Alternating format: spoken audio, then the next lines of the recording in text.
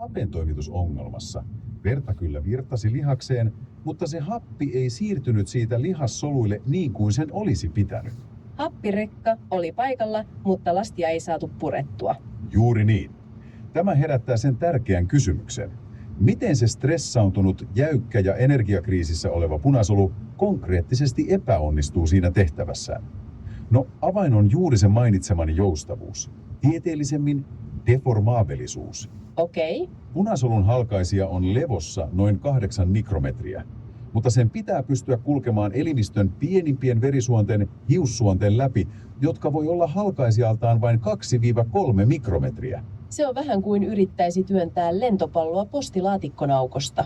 Joo, hyvä vertaus. Se vaatii melkoista muotonmuutoskykyä. Todellakin. Ja tämä uskomaton joustavuus on täysin riippuvainen siitä jatkuvasta energiantuotannosta. Kun ne ATP-tasot laskee sen bioenergeettisen kriisin takia, solukalvoa tukeva proteiiniranka jäykistyy. Ja jäykkä solu ei sitten enää mahdu niihin ahtaimpiin paikkoihin. Ei yksinkertaisesti mahdu, se on liian kankea. Se aiheuttaa mikroskooppisia liikenneruuhkia siellä hiussuonistossa, hidastaa veren virtausta ja mikä tärkeintä, Estää hapenpääsyn perille. nimenomaan, estää hapenpääsyn niihin lihassoluihin, jotka huutaa sitä apua. Vaikka happea olisi veressä, sitä ei saada toimitettua sitä viimeistä kriittistä metriä. Tämä selittää niin paljon. Se selittää sen tunteen, kun on tehnyt todella raskaan jalkatreeni ja seuraavana päivänä tuntuu, että pelkkä kauppakassien kantaminenkin on ylivoimasta. On aina ajatellut, että se on vaan yleistä, aivoista johtuvaa väsymystä. Mutta syy voikin olla kirjaimisesti mun veressä, niissä jäykissä punasoluissa. Juuri niin. Me ollaan totuttu ajattelemaan uupumusta joko lihasten kautta maitohappoa, energiavarastoja tai sitten keskushermoston kautta. Kyllä. Tämä tutkimus nostaa niiden rinnalle kolmannen, usein täysin unohdetun tekijän, itse punasolun. Tutkimusartikkelissa sitä kutsutaankin osuvasti unohdetuksi soluksi kestävyysfysiologiassa.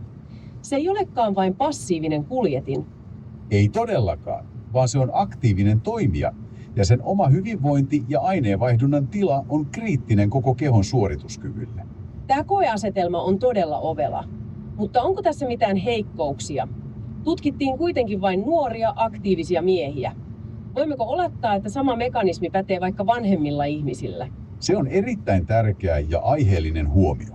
Tai vaikka huippu-urheilijoilla, joiden punasolut on jo sopeutuneet kovaan rasitukseen. Totta kai.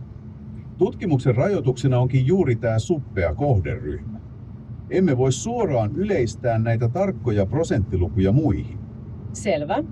On ihan mahdollista, että vuosikymmeniä harjoitteleen maratonarin punasolut kestää stressiä paremmin, tai että vanhemman ihmisen solut on vielä herkempiä. Mutta se perusmekanismi. Juuri se. Tämän tutkimuksen suurin arvo ei ole niissä